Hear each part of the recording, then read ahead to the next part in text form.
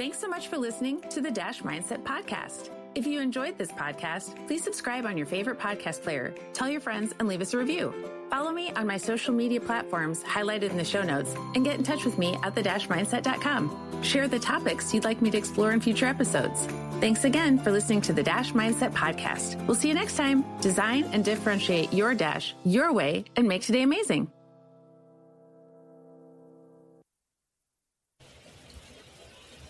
Hello, everyone. Thank you so much for being here at the Dash Mindset Podcast. I am so excited today to share Nicole Studt with you. She is exciting for a number of reasons. One, she's an Enneagram coach, and I eat up anything assessment related, certainly the Enneagram, as I suspect a number of you do as well. So we'll get into that. She's also a self-employed virtual assistant. She's very good at the details, the chaos coordination, all the things. And she is a podcaster. She has the Marvelous Middle-Aged Podcast. And I had the honor of being a guest a bit ago. We were discussing, I guess, a few months ago now. I'm not sure how that happened. But I would love for you, Nicole, to tell us a little bit about yourself, and we will just see where this goes. Thank you for being here. Well, thank you so much for having me, Sherry. I am so excited to be here. I just have to say, I love your podcast. I have been listening and catching up, and it is such a great show, just so full of wisdom and encouragement and fun. And I would expect nothing less from you, because those are all of the things that you demonstrate. So thank you so much for having me. And thank you for being a guest on my podcast. We had such a great conversation about Enneagram and all the things. So thank you. That was super fun, super fun. Yes. So yes, I am a wife to my husband, Dan. We will be married 20 years here very soon. I think March coming up here. So that's exciting. We have... Yay! I know, we made it 20 years. Woo! We have a 19-year-old son who lives with us. He is attending community college, and he keeps us on our toes for sure. And he is on the autism spectrum and neurodivergent. And so I am a big advocate for people with disabilities and special needs. That's a big kind of a zone I'm in at the moment. With some things I'm doing, and I am a virtual assistant. I have been a virtual assistant since 2016, working in a variety of different roles. I started that part of my professional life because my sister built a wedding venue locally here, and I was at the time I was working actually at my church, and she said, well, I have this whole part of my business that I don't really do well with, the details and the paperwork and all of the things. Would you want to come on and help me with that? Well, I do all of she built a wedding venue, and so she was going to be running all the weddings. And she's like, I can't really pay you very much, but you could work from home. And I had been literally praying since my son was born, he was 9 at the time, for 9 years, for an opportunity to figure out a way for me to have more flexibility and freedom in my schedule. And I took it. And as a family, of course, we had to make a lot of adjustments, but it has been so incredibly amazing in my life, such a blessing for me to be able to be a virtual assistant and work from home. And so I started working with her there in 2016. And then in 2017, I became a contractor with an agency called Belay Solutions. They have several different books of business, one of which is virtual assistant, or now they call it executive assistant. And I started with a client through Belay and was with that client for 7 years, which is a very long time to be with a client. Took a little break from that, and then started back up this past year. Or not this past year, but 2025. It feels like 2025 just happened. It's like, what? We're in 2026. Yeah, it should be 3 in my mind, actually. I know. It's I don't know what year, but not 2026. Right. Like, how are we here?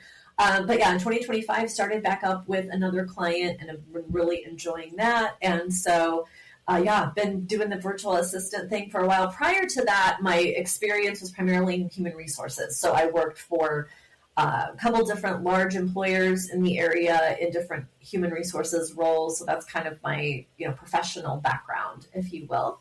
Yes, I started my podcast, the Marvelous Middle Age Podcast, in 2024, January of 2024. I wanted the first episodes to launch the year I turned 50. So I turned 50 in 2024. And prior to that, I was really looking for content for middle-aged women. I just wasn't seeing a lot in the podcasting world. I mean, it was there. I just wasn't finding it. And it was really before, I think now there's such a big conversation right now around perimenopause and menopause, but this was before that happened. And it was just starting to rumble at that time. And so I thought, you know what, I want to create a podcast about being in the season of life that I'm in, which is the middle season. It's so layered, it's so complex, and there's so much that's going on. And I think the messaging to women in our age group is that you're past your prime. You're not the new shiny thing anymore. We're kind of putting you out to pasture. You're, you're not, exciting. You're this and that and the other. And so, which I feel is exactly the opposite. I think many of us in this season have so much to say, so much wisdom to offer, so many great insights to share. And so I wanted to highlight that. I wanted to highlight people and women primarily who are doing that. And so we've had so many great conversations, including our conversation that we had last year. But I've done seasons on caring for aging parents. I've done seasons on the Enneagram. I've done seasons on menopause and perimenopause. And just also a lot of episodes around highlighting women who are just doing some really interesting things, writing books, getting advanced degrees in middle age, pivoting, completely changing career paths in middle age, launching kids out into the world, going through divorce, going through losing spouses that have passed away. We talk about so many things on the podcast, and it's actually really, really fun. And then also last year, at the beginning of 2025, I got my Enneagram certification. I had the honor to study under Beth McCord, who is the co-founder of Your Enneagram Coach. And I took her Enneagram Coach certification course. And the Enneagram has just been something that has been super powerful for me. If any of your listeners don't know what the Enneagram is, it is a personality typing system that categorizes each of us into one of 9 types. And it is very layered. It has lots of different elements to it. You're not just one type. A lot of people will say, well, I'm just this number and that's it. It's like, oh my gosh, no, there's so much more to it.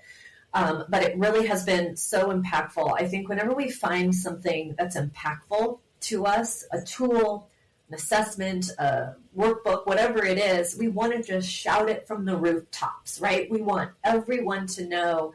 And the Enneagram, just for me personally, has been so impactful in my own personal growth and development, my marriage, in parenting, professionally, and just every area of my life. I understand myself so much better. The Enneagram is based on the why we do what we do. It's around our motivation. It's not the behavior. It's around the why. And that has just really revealed so much to me about myself and others, because when you know others' Enneagram type, you understand the lens through which they view the world. And I think it helps you to have more compassion for other people, a more understanding, I think, and it just helps you navigate professional and personal relationships with other people. Again, it's not an excuse for behavior, right? You can't say, well, I'm an Enneagram too, so that's why I do that, and you're just going to have to live with it. No, that's not it.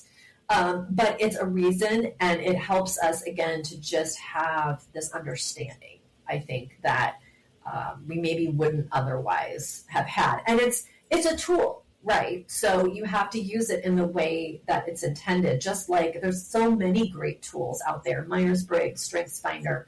And if I always tell people, if the Enneagram isn't for you and you're like, yeah, I don't resonate with that, don't use that, right? It just happened to be something that impacted me very profoundly, to the point where I would like to help other people learn about it and understand themselves and have that as a tool in their toolbox, right? We all have a toolbox of things that we can go to help us.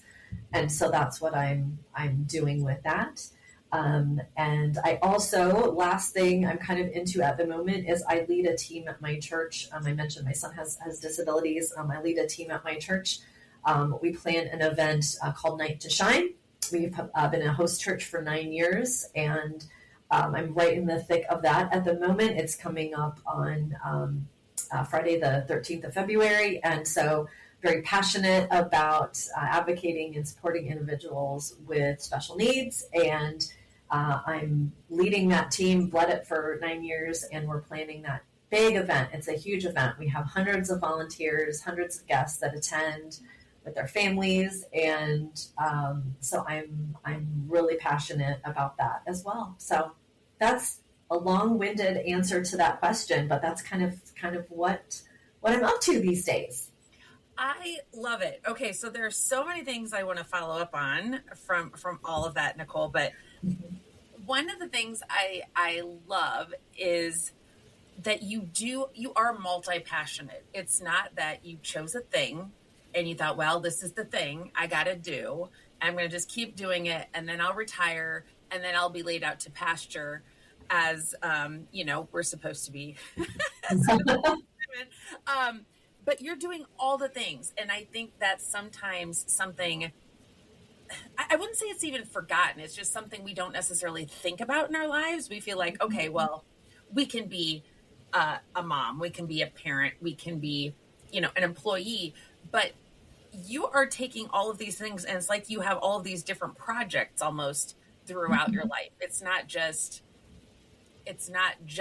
oh, I'm a mom and now I went from HR to being a virtual assistant. You're thinking through, okay, what's the common thread through all of these things in my life? And you're clearly passionate about a lot of things, and you're doing all the things, and you're doing them all well. And it's not like you are cognizant of the fact that you need to have some sense of balance, and you're not just all in on one thing and forgetting everything else. So that's one of the many things I like. And we have a friend in common who what she said to me was, Sherry, you need to meet Nicole Studt. And so that's how we ended up chatting. And I'm just so grateful, because I just love it when people are doing lots of things with intention and not feeling like, well, I guess I'll do that later when I retire.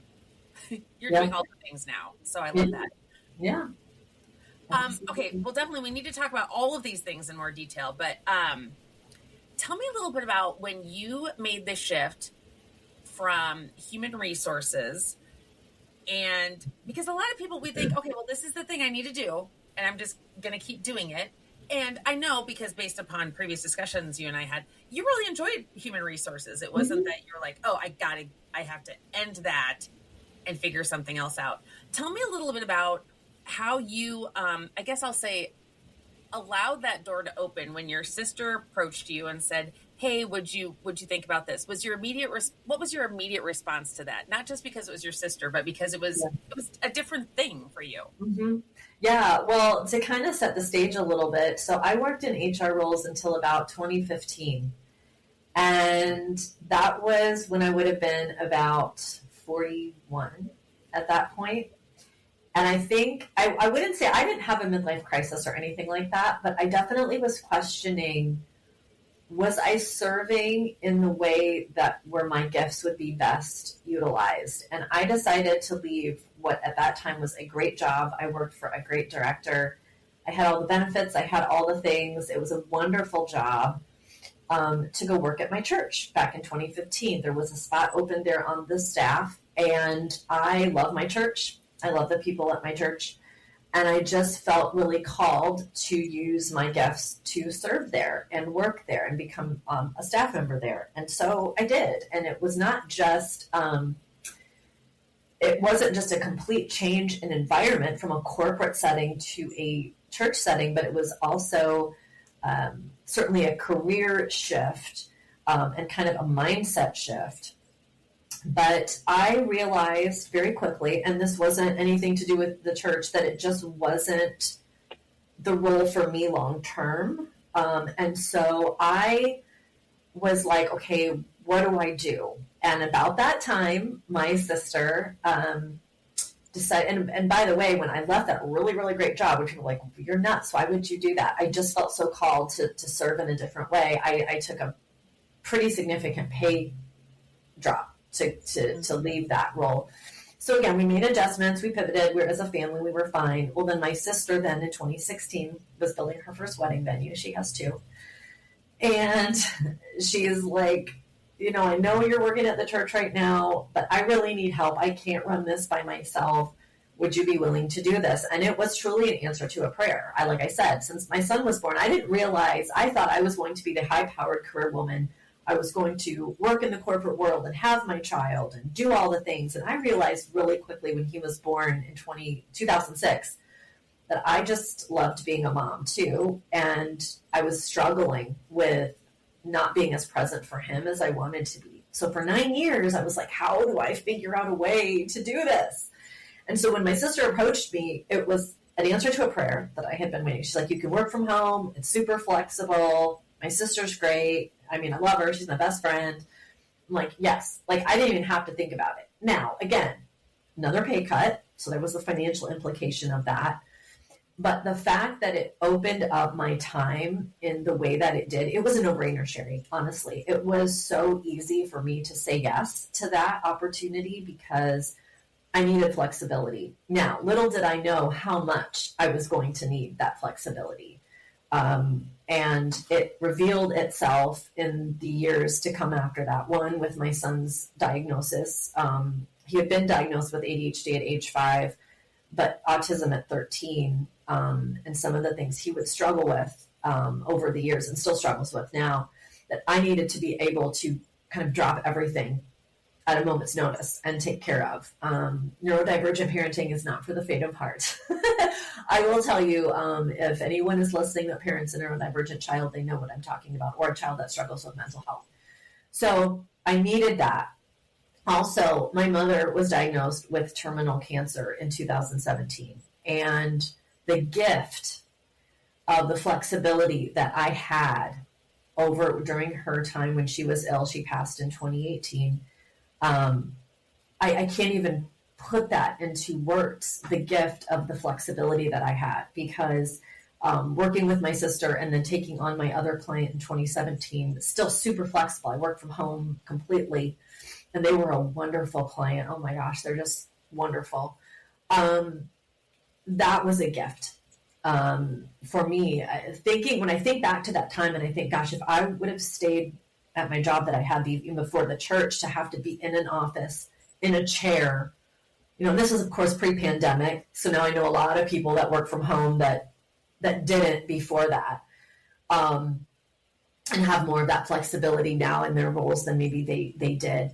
That was such a gift, Sherry. It was such a gift to me and my family that I had that, because I was able to be with my mom during her treatments and all of it. And when she did pass, I was able to take the time that I needed. I wasn't on a bereavement policy where I got 3 days off. It was take as much time as you need to grieve and be with your family. So the gift of that was just incredible to me. So yes, it was hard taking the pay cuts. Yes, it was it was pivoting. I got my MBA. I was going to be the HR person, executive, whatever.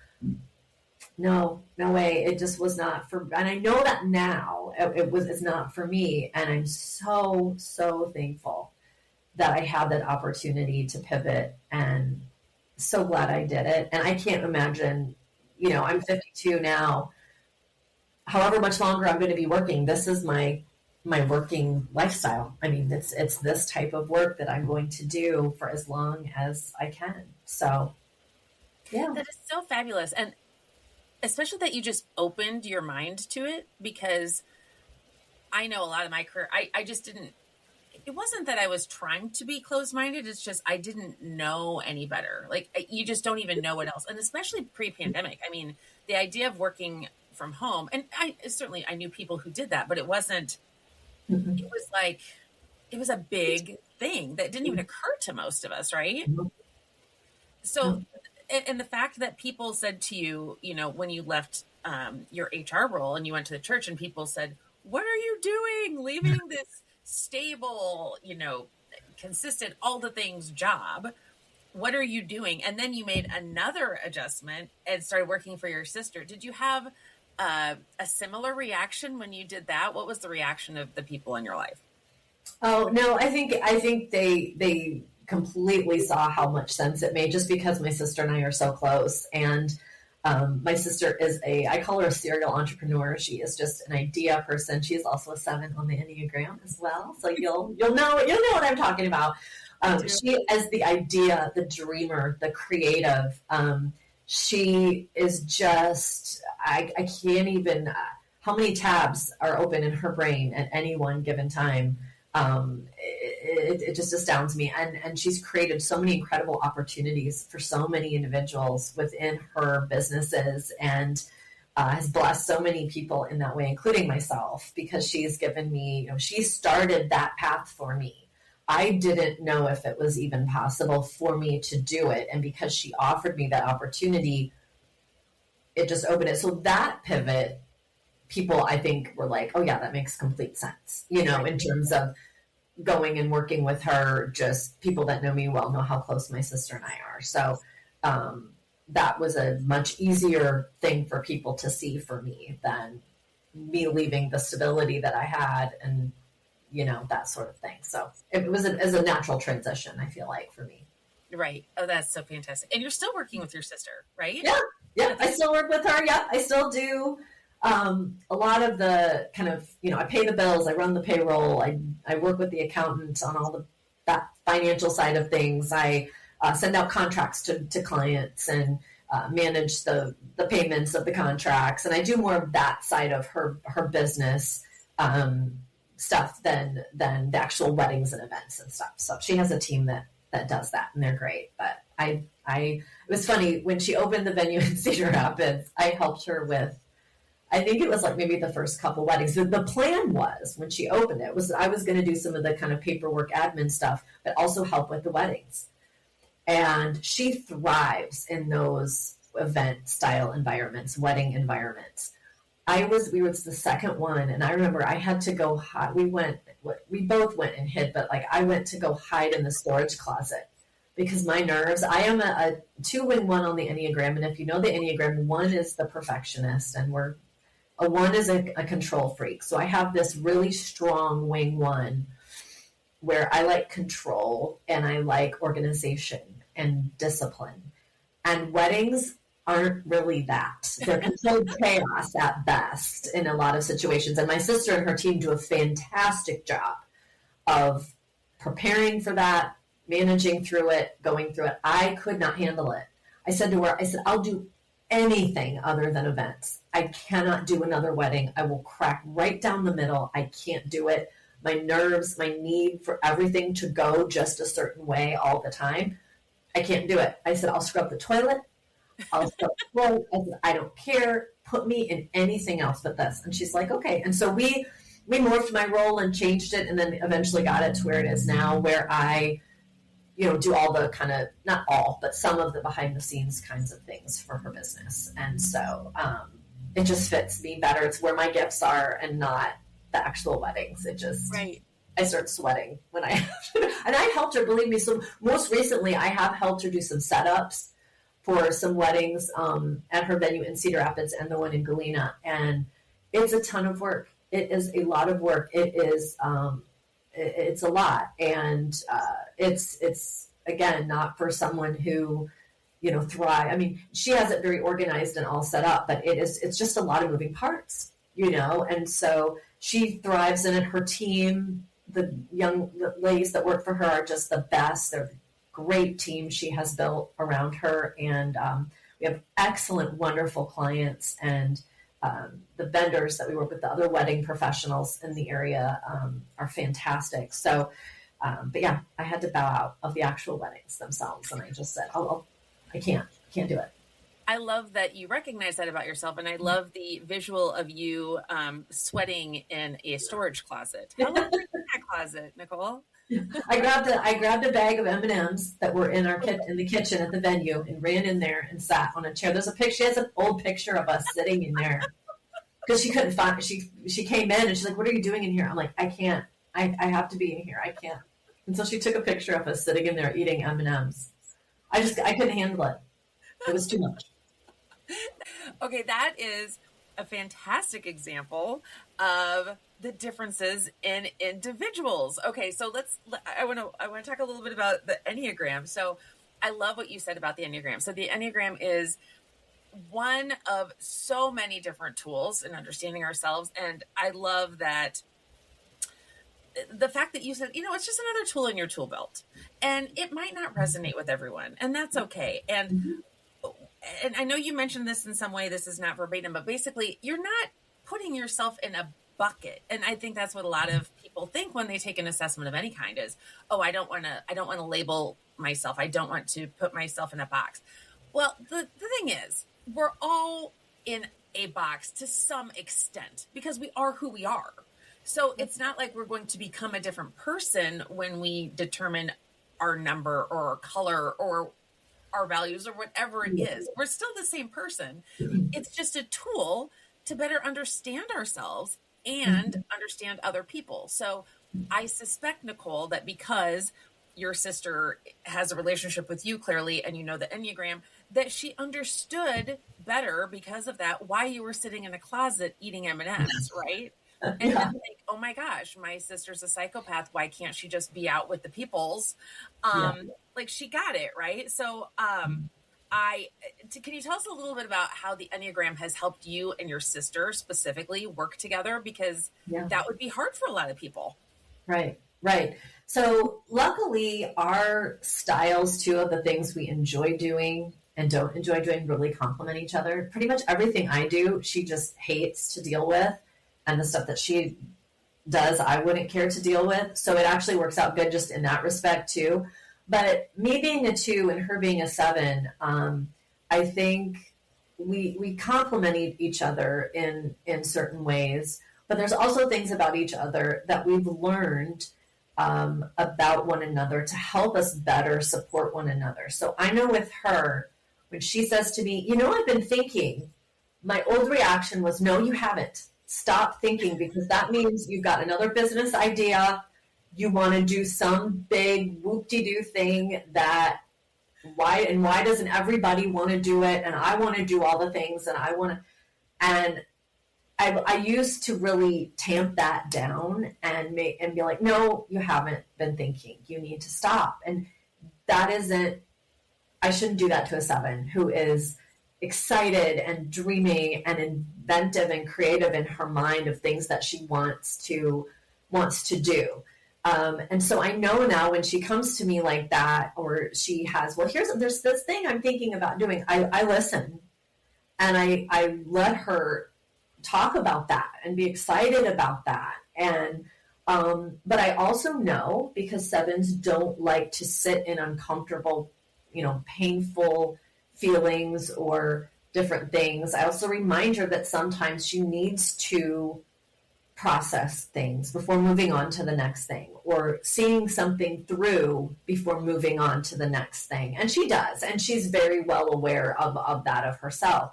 On the other hand, for me, she knows, like, I'm a 2, and a 2 is a helper. So to kind of back up a little bit, a 7 is there's lots of different names for the 7s, but they're the enthusiast, the adventurer, and they're people who are just, you think of them almost as like the life of the party. They're the people that are coming with the fun and the spontaneity, and they're going to want to do all the things, and they're motivated by, they just never have a sense of being content. So they want to just seek out all the opportunities and all the stuff. 2s are the helpers or the servants, or the givers. So we're motivated by the need to be needed. We want to be loved and needed and wanted, and rejection is like our worst nightmare, right? Or thinking that we're not needed. So when I do things for her, she's always really quick to thank me. Like, words of affirmation are like my love language too. So for a 2, like, knowing that what we did help someone fills our soul. when she tells me, oh my gosh, that has been so helpful to me, or you've done this and it's just been so helpful to me, I'm just like, oh, that's all I need to hear. It's just that I helped, and that it helped her or helped that other individual in some way, shape, or form. That'll just send me right over the moon. So she knows that about me. I know things about her, and it really helps us to work together very well. And the fact that we're so close to it and just our relationship helps as well. But knowing that and understanding that about each other and our Enneagram types, I think, has also helped. And she uses it too in her business with her team. She knows all of her team's types and understands. And I'll remind her sometimes, well, maybe the reason someone is doing this is because of blah, blah, blah. And so, you know, she uses that in her work with her group as well. And I think I know she's found it very helpful to understanding herself better as well. Oh, that's so great. So great. Yeah. I love that she's using it within her team too, and understanding her team. So can you talk a little bit about, well, okay, let me step back a little bit. So I had an especially big smile the entire time you were talking about your sister being a 7, because I too am a 7, and adventure is one of my values and all the things. And I went into accounting and finance and started out as an auditor, and I did well at it. And there were things I enjoyed about it. And I'm really laughing at the expression on your face right now, Nicole. Yeah. But I realize now that 1 is what I go to during times of stress. And for anyone who's not familiar with the Enneagram, you're like, you might be thinking, what do you mean you go to 1? But generally, so we behave as a different number. And I know I'm not saying this eloquently, Nicole, so come step in anytime. But we behave in a different way during times of stress. And I was doing that. A lot of my career was acting as a 1, which is a perfectionist, you know, someone who wants to take control. And I certainly do that, you know, now to some extent too, but not as much as when I was an auditor and I had to make sure, you know, things were the way they were supposed to be. Exactly. So I think that's, I just wanted to share that example of kind of what that looks like. So, given that you have a 1 wing and your sister might be in states of stress at times, how does that look when you're both acting as a 1? Yeah. So yeah, definitely. We have absolutely had conversations where my 1 wing comes out and she goes, yeah, so you're absolutely right. So every number has a number they go to. They go to the low side of a number in stress and the high side of another number in growth. And so yes, in stress, 7s go to the low side of a type 1, which can be overly controlling. 1s want things to be right and good. And so 7s can go there and become real judgy and controlling. And so when both of us head in that direction, when my 1 wing shows up and she is stressed out and overwhelmed, we've absolutely had conversations. We do a lot of voice text message exchanges throughout the day. And if we're both kind of fired up about something, my 1 wing sometimes will come out, but I also 2s go to 8 in stress. And so my 8 will come out, which is just, you know, and so we both can really go full on judgmental, critical.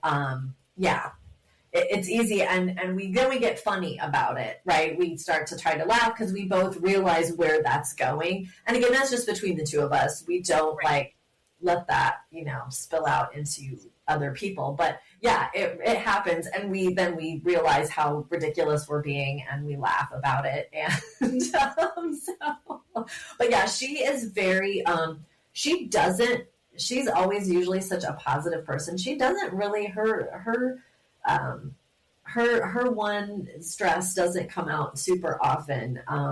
But when it does, I can tell that she's kind of going there. And, so we know that about each other. And so we work with that and we try to find some funny humor in how we're behaving, because we're like, okay, come on, take a beat, take a breath, relax. It's fine. But yeah, it definitely comes out at different times. for sure. Well, and it's interesting too to think about, because so often we think that if someone else, if someone was just like we were, then life would be bliss, right? But not Yeah. the case.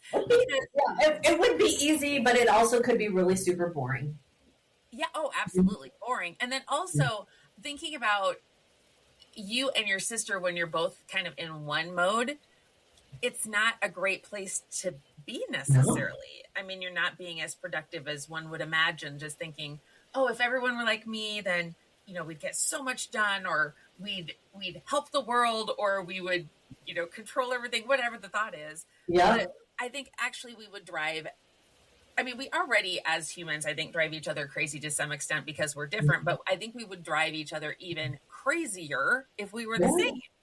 Absolutely. Absolutely. That would not be a great way. And I think so much of what makes our lives so rich and fulfilling and rewarding just wouldn't be there. I think what makes this human experience so amazing is the different perspectives, different people coming at things and problems and stuff from different vantage points, different viewpoints. And so that's why, again, the Enneagram is kind of in something I've really enjoyed, because it helps you not only understand yourself, but also others, and how their differences really make relationships so much more fulfilling and vibrant. And yes, at times frustrating, to your point, and, you know, you just want to pull your hair out sometimes, but at the same time, it can also make things really full and fun and rewarding and meaningful and special. So, yeah, I completely agree with you. I love that. Okay, now I'd love to jump into your podcast, because when you're talking about the, you know, the richness of relationships and meaning and all those things, I love the different seasons you have in your podcast, and the fact that, you know, you talk about it's all around the marvelous middle age, but you talk about all the things that we're experiencing, and for those who are younger, what they will be experiencing. And maybe, I mean, we're clearly all at different stages. It's not like you turn 50 and all of a sudden things happen, although it kind of feels like it. Yeah, it kind of does. It kind of does. But I just love your podcast. And just the most recent one I was listening to was one in your most recent series, which is about the Enneagram. And one thing I want to point out, although I'm sure listeners have already recognized this, is just this sense of calm you bring. I mean, just the beginning of your podcast, you're just, you know, I'm Nicole. And you just have this, it's like you bring me down a notch, which I need as a 7, right? But you just kind of bring it down a notch, and it's like you're listening to your podcast is kind of like listening to a lullaby, and it's informative. So tell us more about your podcast, and if you could share a little bit about some of the different seasons and just some of the, what was one of your favorite episodes? Yeah. Well, it's funny you talk about my voice. I have gotten since the podcast started, probably the number one thing or comment that I get from people is my voice, is how my voice is so calming and soothing and relaxing. And so I thought to myself, well, gosh, am I missed out? Should I have been a voiceover artist? I actually even looked into possibly learning how to become a voiceover artist, and kind of dropped that at one point. But I just get so many comments on my voice. And I can only, my mom had an amazing phone. We called it her phone voice, because she, you know, we little kids, my sister, my brother, and I would be fighting. She'd answer the phone, you know, hello, this is Lynn, how can I help you? And I inherited a voice from her, you know. And so, but yeah, my voice, but yeah, so yeah, the podcast has been such a fun thing to do. Honestly, I've met so many phenomenal people like yourself, just in the course of creating different seasons in different areas. And it's really hard for me to say, like, what's a favorite episode. I have done, so kind of some of the different things I've done seasons on. I've been Enneagram seasons. I've done a couple seasons, one I'm in the middle of right now on the Enneagram. I did a season on perimenopause and menopause, which that's all of the content I'm consuming at the moment, is around that. And I just feel like even as much as it is out there now, there's still so much that women do not know about symptoms and how you can get relief and things you can do. And that one was with Dr. Tanya Tegetz, and that was a great season. I learned so much, but also just affirmed so much for me that I wasn't going crazy, that it's perimenopause. I also did a season focused on turning 50. So the summer I turned 50, which was in 2024, I did an episode myself, and I talked to 3 other women who were turning 50 in 2024. And that was really fun because each episode was so different, and the focus for each woman was so different about what turning 50 meant to her. That's probably one of my favorite seasons, only just because it's a big milestone birthday, turning 50 and all that. And so it was just kind of fun to pause and kind of reflect on what does that feel like, to hit that number. And what does it mean, and how is it kind of showing up for people? And again, all 3 guests on that season just had such different takes on it and what it meant to them. And I really, really enjoyed that. But yeah, I would say, honestly, I don't know, of course the Enneagram always, hits for me because it's something I'm so just personally passionate about. But I've also had episodes with, I think some of my favorite episodes have honestly just been with women who have either been through something really profound and were vulnerable enough to share about something really hard. But also on the other side of that, I've had some guests who have been on that have just shared such incredible, wonderful things that they're doing, writing books and getting advanced degrees in middle age and things like that. So kind of on both sides. And I think that's why middle age is such a interesting time, because we're still evolving and growing and changing and doing and all simultaneously raising and launching children and caring for our aging parents and dealing with our own physical health and changes we're going through there, and career. A lot of us are mid to late career. Some are preparing for and entering into retirement, and so it's so full and rich, and that's not the message that I think that we get from our culture in America, especially, is that it's, you've had your chance. We don't want to hear from you anymore. Just go over and sit in the corner and be quiet and age, and just, it's like, no, we have a voice and we have a lot to say. And we have a lot of wisdom to share and a lot of lessons that we've learned. And, I'm going to sound like a middle-aged woman, which I am, but I feel like, there people that are younger from us, just like we can learn from them, they have a lot they can learn from us. And I think because of how accessible information has been to younger generations, they don't think they can, because they have it all at their fingertips. They've always had it. We grew up in the age before email, before internet, before cell phones, before, we had to learn a lot of things, and we know a lot of things, and they would behoove themselves to pay attention to us. And so, that's been the joy, really, of being able to create and host this podcast. It's been just a lot of fun too, but also just so impactful, and learning and just the connections I've made through it have been fantastic. I love all of that. Yeah, we had to read maps. I mean, well, I remember the days of the atlas you had to have in your car, because there was no MapQuest even. I mean, I remember the MapQuest days, driving and like holding your MapQuest directions in front of you, like, where am I going? There was none of that. I remember you always had to have change with you in case you were out and about. You had to find a payphone to call home, or our parents didn't know where we were. They didn't know. Oh, no. They didn't know what we were doing. Now, on the good side, there was also no social media, so none of it was documented. Unless you took pictures with your old-fashioned camera and had them printed, right? Somewhere. And I was showing my son. We were going through. We moved last summer, and we were going through boxes And I had stacks of old pictures in the envelopes that you get, you get them developed, and you're like, oh, you had to go wait, for a couple days for him to get.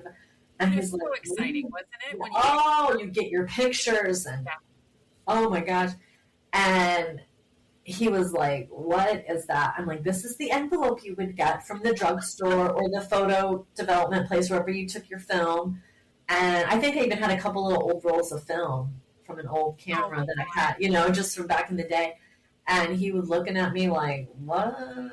And I think it's such a rich time in our lives, and it's easy for us to feel like it's not, because that's the messaging that we're given, I think, in our culture. So it's just been fun to be able to bring some of these stories forward. And I've got, after this Enneagram season is done that I'm in right now, I'm talking to some people with some really amazing journeys that they've been on. And I just hope to keep doing it and sharing their stories with people, and them just being brave and going, putting themselves out there. It's just been an honor, honestly, to get to be a part of that. And we all have a story. And when we're in it and we're the ones who have experienced it, it doesn't feel like that big of a deal. But truly, I agree that we just have so much to share, and our kids don't want to hear it that much, right? Because they're our kids. But we all have a story. And I do think that, when I think back to when I was not middle-aged, and I would think about someone in their 50s that felt like, that was near the end of life. And now that I'm 51, I'm thinking, oh my gosh, this is just the start of it. And so many people are thinking, I feel like we go through a lot of our life thinking, oh, I'm too young for that, whatever that is. And then all of a sudden it becomes, oh, I'm too old for that. Well, there was never that one perfect day. And it's so arbitrary. We put all that on ourselves. I just feel like well, first of all, I'm 25 in my head. Right. Oh, yeah. Are you 25 too? Oh, absolutely. I'm 25, and I'm hip, and I'm cool. And the thing that always really brings me back down to earth is whenever they have the Grammys, because I love music. I've always been a huge consumer of music. And they announce, the lineup and the people. And I'm like, I don't know a single person. I don't know a single artist. I'm like,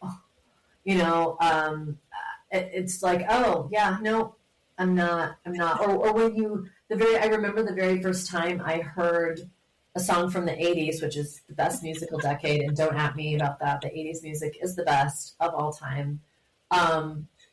When I heard an 80s song on an oldies station, it was like, well, there you go. It's time. It's that time. Well, and so I'm like, okay, well, yeah. But yeah, in my head, I feel, 20s for sure. It's just no brainer there. Love that you're 25 and cool in your head. I'm not cool in my head. No. I am still 25. At no point did I was never cool, believe me. I was never cool, but I like to think that, I know about the things, and we do not, Nicole. Nobody knows. We don't know. But yeah, no, it's true. And, again, nothing will humble you more than when you start hearing your music on the oldies station, or someone says this old person, they were probably in their 50s. I'm like, what now? Thanks. Or you get called ma'am enough times, by the youngsters at the different places. That'll just do you right in right there. So I bought some wine one day, and my son was with me, and the gentleman needed to look at my ID. Now, clearly he didn't think I was 20, but it was funny. So I was just like, but still, it was a bit flattering. Like, oh, he needs to see my ID, right? And my son was like, well, why does he need to see that? I'm like, well, to make sure I'm not, to make sure I'm at least 21. And my son is just laughing, like, really? Like, well, okay. Just keep telling yourself that, Mom. Yeah. You just keep thinking that, Mom. Let us just have our feelings. Let us just think that he thought I was under 21, okay? Leave me alone. Leave me alone, kid. Thank you so much, Nicole. Okay. We should probably cut it off at some point. And so I'll do that now. But I am just so grateful that our paths crossed and that I was encouraged to make our paths cross. So glad we did. I love all the things you're doing in the world. Everyone, listen to the Marvelous Middle-Aged podcast. There's just so many great stories out there.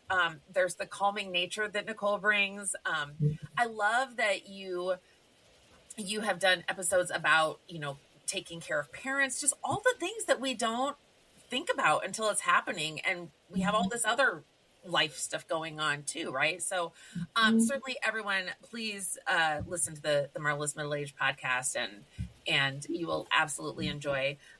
Reach out to Nicole too if you need a virtual assistant. She's a 2. She enjoys helping. Yes. Let her help. Let me help you. Yeah. That's all we want is we want to help, we want to serve, and even when people don't ask us to, we think we know better that they do on what they need. So we're happy to jump in and help whenever asked. So well, and actually, it was when I'm thinking now too. When I was listening to your when I was most recently listening to your podcast, I was listening about the Enneagram too, and I am not one, but it's so helpful to better understand the Enneagram 2s in my life. Mm-hmm. Yeah. You do you want to help whether you're asked for it or not. So right. Whether we're needed or whether we're not needed. And a lot of times to our own detriment, because what we tend to do is we put everyone else before ourselves because the fear of rejection is so strong and the fear of, not being needed is so strong. And I feel like if anything that the Enneagram has helped me to do in the last 10 years is help me set better boundaries for myself so I can say no now and do say no. And I have those healthy boundaries in place for myself. Whereas when I was younger, I didn't. And a lot of times I would just really suffer for that, not being able to have those healthy boundaries in place and being able to say no to things that didn't align with, what I wanted to do or how I wanted to spend my time. So again, just another example of how it's helped me out in my life. That I wish I would have had, but before I knew about the Enneagram years ago, I wish I would have known that. But yeah, it's again, fits right in with my skill set, my gifts, my desire to support other people. Being a virtual assistant has allowed me to be able to do that as well. So it works out great. Love it. Love that you identified that common thread, and I look forward to you being a voiceover. What is that? Whatever that it's kind of. I don't know if I will ever, but I tell you now with AI, a lot of brands and things are using AI voice overs now. Right. But yeah, every now and then someone will just say, "Oh, you're." One of the nicest compliments I actually got was last year. I did kind of an overview season of the Enneagram, and I was approached by a woman. She lives in Ireland, and she messaged me out of the blue. Didn't know her before that. And she's an Enneagram 5. And she asked me, she had seen a post I had made on Facebook about looking for, there were a couple types. I talked to a person of each type on that very first Enneagram season in 2025. And she reached out to me and said, I see you're looking for a 5. I'm a 5. And she knew quite a bit about the Enneagram and had been studying it and knew. And when she and I talked the first time, I said, a 5 reaching out to a complete stranger to be on their podcast is the last thing a 5 would do. What? Tell me about why you reached out to me. And she said, well, I had listened to your podcast and your voice was so great and you sounded so nice that I felt like I could trust you right off the bat. And I was just like, oh, my heart. I mean, it was so incredibly kind and generous of her to say that.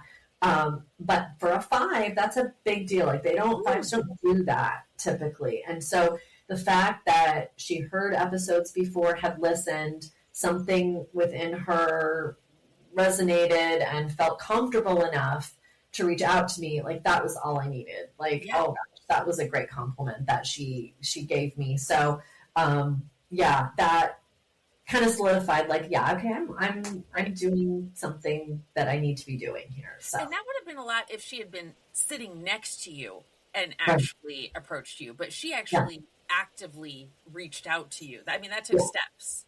Yeah. A lot, Nicole. That's huge. That's huge. Yeah, it was really huge. Made me feel great. Everyone, follow Nicole, listen to all the things. Nicole, thank you so much for being here. We clearly need to do a coffee date again soon because it's been. Oh, for sure. We've got to get the cinnamon roll too, that we got too. Everyone get the cinnamon roll at the Eat Shop in Marion. Yeah. Good stuff. Oh, I also want you to share, what is the name of your sister's business? So her venues are called Ashton Hill Farm, Ashton Hill in Cedar Rapids, and there's Ashton Hill, Galena, Illinois. So she has 2 wedding venues and got a super busy 2026 ahead, and we're already booking many 2027 weddings. And so it's insane. Busy, busy, busy.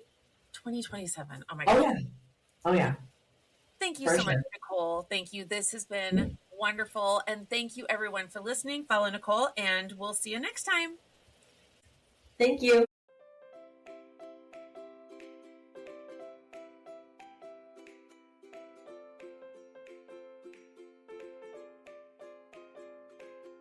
Thanks so much for listening to the Dash Mindset Podcast. If you enjoyed this podcast, please subscribe on your favorite podcast player, tell your friends, and leave us a review. Follow me on my social media platforms highlighted in the show notes, and get in touch with me at thedashmindset.com. Share the topics you'd like me to explore in future episodes. Thanks again for listening to the Dash Mindset Podcast. We'll see you next time. Design and differentiate your dash your way and make today amazing.